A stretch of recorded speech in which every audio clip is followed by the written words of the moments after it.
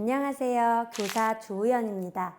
이번 시간에는 2022 개정 교육과정 내용이 통합사회 교과서에 어떻게 반영되었는지, 교과서를 어떻게 활용할 수 있는지 알아보겠습니다. 이번에는 교과서를 어떻게 활용할지 함께 이야기를 나눠보도록 하겠습니다. 학생들이 사회 수업을 어렵게 느끼는 경우가 많습니다.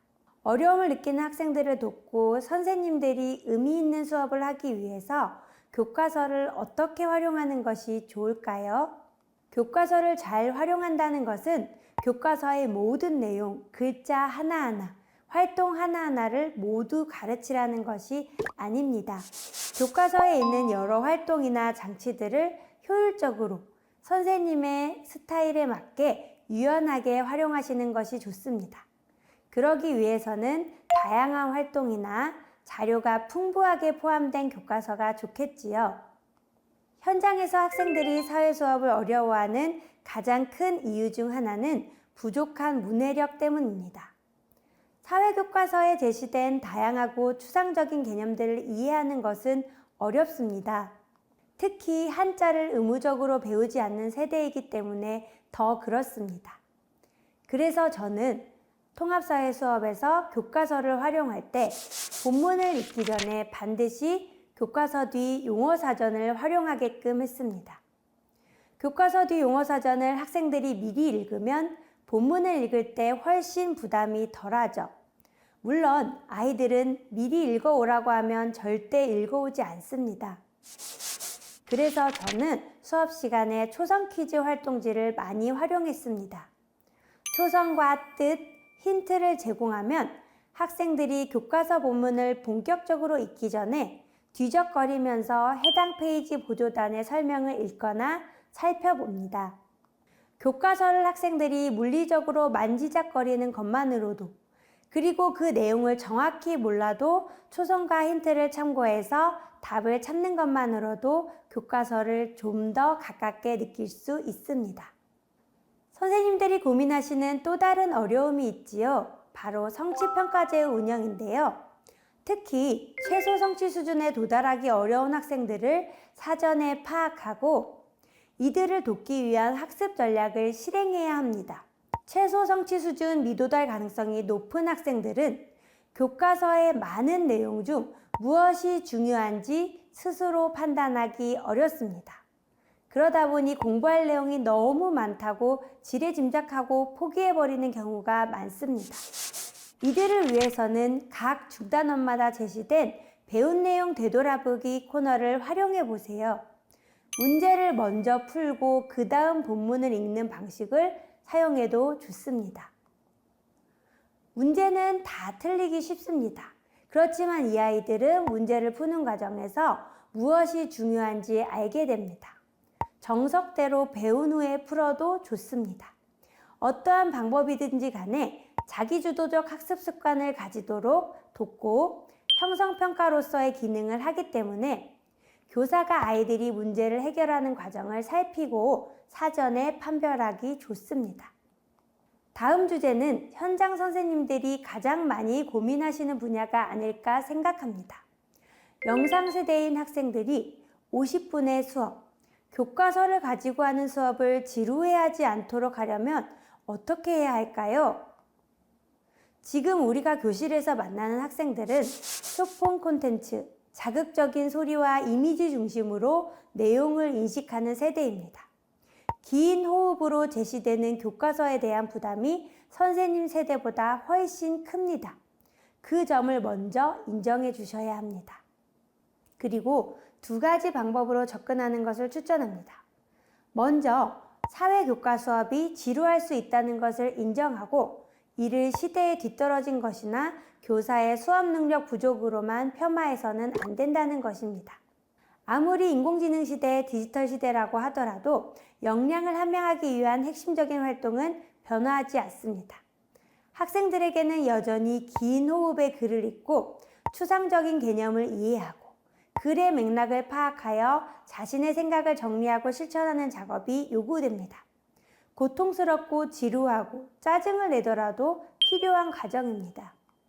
우리가 몸의 근육을 키우고 싶을 때 숨이 벅차고 고통스럽더라도 근력 운동을 반복하면서 꾸준히 진행하는 것처럼 교과서의 본문을 진지하게 대하는 활동은 학교에서라도 꾸준히 하는 것이 여전히 중요합니다. 배움의 근력을 키우는 것이니만큼 아이들이 지루해한다는 이유로 이 활동의 비중을 줄이는 것은 어렵습니다.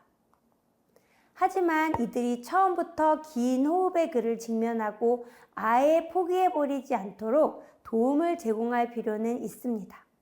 운동 초심자가 처음부터 잘할 수 없으니 트레이너가 기구 사용법과 재미있게 운동하는 방법을 알려주는 것처럼요. 이때 대단원에 제시된 감성적인 이미지와 소설, 영화의 대사를 활용해 보세요. 그와 연관된 이야기를 들려주는 것도 방법입니다. 어린 왕자와 여우의 대사가 제시된 행복단원에서 어린 왕자 소설과 관련된 선생님의 경험, 소중한 누군가를 기다리면서 행복했던 경험을 나누면서 교과서의 장을 열면 아이들의 마음이 훨씬 촉촉해질 겁니다. 또 중단원에서 생각 깨우기 자료가 아이들 눈높이에 맞춰서 이미지나 만화 등으로 제시되어 있기 때문에 이를 적극 활용하시는 것을 추천합니다. 학생들이 이미지를 보고 직관적인 질문을 던지면서 생각하게끔 하는 것입니다. 많은 지식을 바탕으로 논리적으로 답하는 질문이 아니라 아이들이 이건 뭐지? 이건 나도 답할 수 있는데? 라는 방식으로 생각하는 질문으로 시작하는 것이 좋습니다. 교과서 저자분들이 가장 신경 쓴 부분이기도 합니다. 학생들이 사회 수업을 지루하게 느끼는 이유 중 하나는 추상적인 개념에 대한 설명을 수동적으로 듣고만 있다는 것입니다. 어른들도 20분 이상 설명을 들으면 졸린데 활동적인 아이들은 더 힘들겠죠. 자전거나 수영처럼 몸으로 시행착오를 경험하면서 익힌 기술은 절대 잊지 않습니다. 사회 수업도 몸의 감각을 다양하게 활용하면서 체화하도록 도와야 합니다. 심화 토론처럼 전형적인 사회과 수업 활동을 하는 것도 좋습니다. 그렇지만 그 외의 다양한 활동들도 시도해보는 것을 추천드립니다. 그런데 다양한 활동을 경험해보지 않은 선생님들께서는 어떻게 수업을 준비해야 할지 첫 발을 디디는 것조차 어렵습니다. 이번 교과서에서는 시뮬레이션 게임 자료도 실려 있는데요. 처음 준비하시는 선생님들도 단계별로 따라할 수 있게끔 되어 있습니다. 저는 잘 쓴 교과서의 기준은 탐구활동 형태의 자료에서 발문을 어떻게 하는지를 봅니다. 단순히 탐구해보자, 생각해보자, 의견을 나눠보자가 아니라 학생들이 수업에서 구체적으로 수행할 수 있는 활동을 단계별로 알려주는지를 봅니다. 그러면 학생들이 활동을 수행하는 것에 대한 부담이 줄어들거든요. 저는 학생들이랑 이야기를 나눠보면서 사회 수업을 지루하게 느끼는 이유 중 하나가 이게 나랑 무슨 상관인데? 라고 생각하기 때문이라는 것을 종종 느꼈습니다. 내 삶과 관련이 없어 보이고 나한테 필요 없어 보이는 활동이 심지어 어렵기까지 하다면 하기 싫겠지요.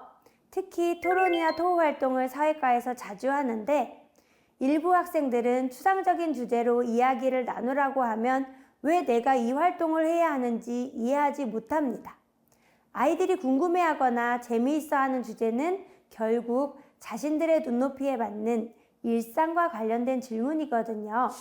아이들이 구체적인 상황 속에서 문제를 해결하거나 의사결정하게끔 하는 활동의 형태가 아이들이 흥미를 가지고 자연스럽게 자신의 역량을 함양하고 성찰하게끔 도울 수 있습니다. 비상교과서와 함께하여 학생들과 행복하고 즐거운 사회 수업을 하시기 바랍니다. 감사합니다.